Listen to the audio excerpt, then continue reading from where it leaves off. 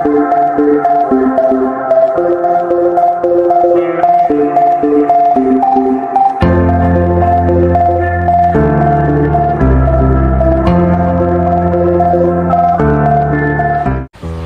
day everyone. First and foremost, are you aware that the climate crisis and the COVID-19 pandemic are in some way intertwined? When the pandemic first began and the world was put on lockdown, our environment was healed. Well, initially.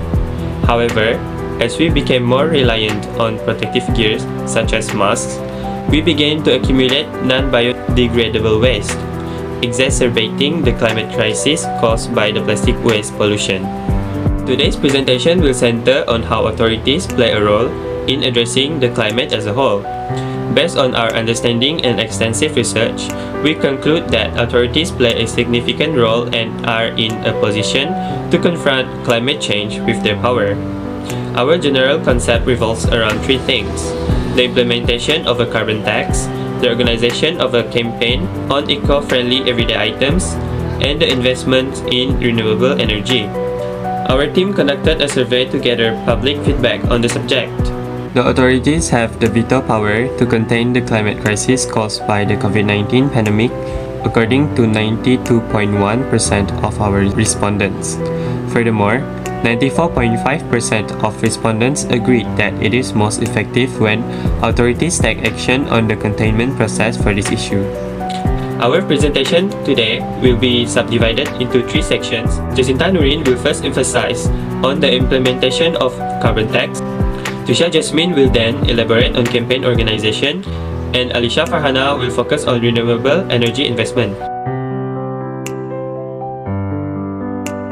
Scientists agree that the amount of carbon we emit is a major contributor to climate change. Carbon-emitting activities are relatively cheap these days because people do not consider the costs of the emissions which is being imposed on others, including future generations. Carbon tax will force industrialists to consider the full range of consequences of emissions caused by them. The carbon tax works by charging a fee for each ton of carbon dioxide emitted into the atmosphere. An industry that manufactures face masks and hand sanitizer bottles, for example, will now be required to pay that price for its carbon dioxide emissions. If companies with small environmental footprints receive more bailout money than those with large environmental footprints, many businesses would look for ways to reduce emissions and even invest in zero carbon technologies to avoid future carbon tax. Meanwhile, to avoid paying the tax, consumers will have an incentive to reduce their consumption by using reusable face masks and biodegradable hand sanitizer bottles. Authorities can make this a phase-in approach to give industries time to respond. The carbon tax can increase yearly, which means if it is extremely high in the next 5 years, only companies that do not act today will suffer then. As per a survey we conducted, 4.9% of our respondents disagreed on the implementation of carbon tax, believing that it is a cash grab that will only increase the burden on Malaysian citizens, particularly those in the lower income categories. This is where the benefit of a revenue-neutral carbon tax comes into play. Based on an article titled "Why We Support a Revenue-Neutral Carbon Tax," written by George Schultz and Gary Becker, it is said that revenue neutrality means that it will not have fiscal drag on economic growth.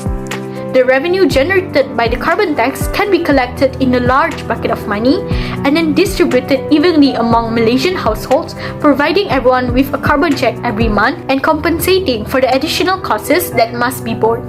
Individuals who choose zero carbon energy do not have to pay for the carbon tax and benefit from the carbon check. As a result, demand for eco-friendly technologies will increase and more new low-carbon technologies will emerge. We are convinced that only the authorities have the authority to veto the implementation of a carbon tax.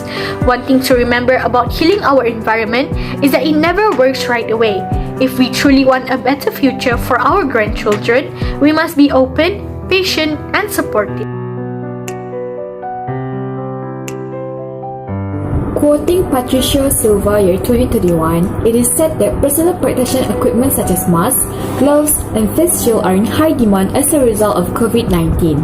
PPE, as we all know, is made of non-woven synthetic polymers that contains plastics. It can take hundreds to thousands of years for such materials to decompose. In the meantime, the plastics break down into smaller and smaller pieces known as microplastics. As a result, our team has agreed that launching a campaign to promote eco-friendly everyday items is one of the best ways to address this crisis. Not to mention, according to our survey, 48.1% of our respondents believe that launching of this campaign by the authorities to promote eco-friendly everyday items is the best alternative to help the environment. For your information, quoting Priscilla Green year 2019, it is said that an eco-friendly product is one that is less harmful to the environment than its conventional counterpart. More people purchasing eco-friendly products will reduce pollution and, most importantly, our planet will have a chance to breathe and regenerate. Furthermore, our families and community will be healthier in the long run. A campaign on eco-friendly everyday items will engage members of the public and elevate awareness of the importance of using eco-friendly items in their daily lives. In some ways, it parallels the government's vision of ensuring a healthy society and engaging society with one another.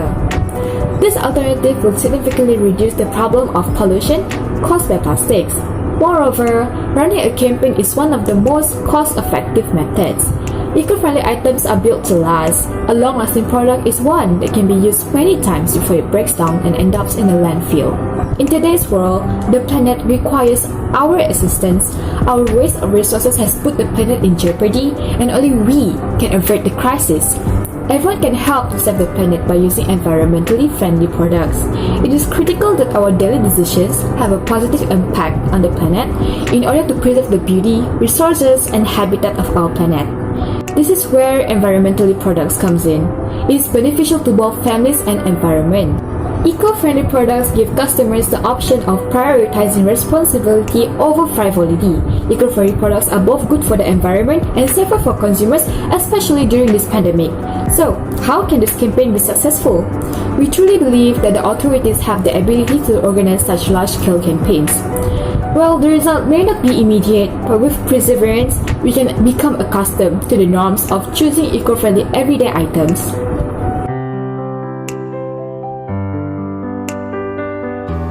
Next, we will be moving on to investments in renewable energy. The ultimate goal is to make sure almost everyone is able to access towards renewable energy. But what are the problems that lie behind this? Number one is a lot of renewable energy is very cost prohibitive, which means not everyone can access to renewable energy, particularly for those who live in the third class or the lower parts of the second class. Access to renewable energy is a luxury. Number two is from large hotels to small thrift shops, non-renewable energy is used for electricity because there is no other options other than what is already supplied by authorities. The idea is to use proceeds from the carbon tax policy to fund investments in renewable energy. The role of authorities is to implement the carbon tax policy and to ensure the proceeds from the tax is used solely for green energy.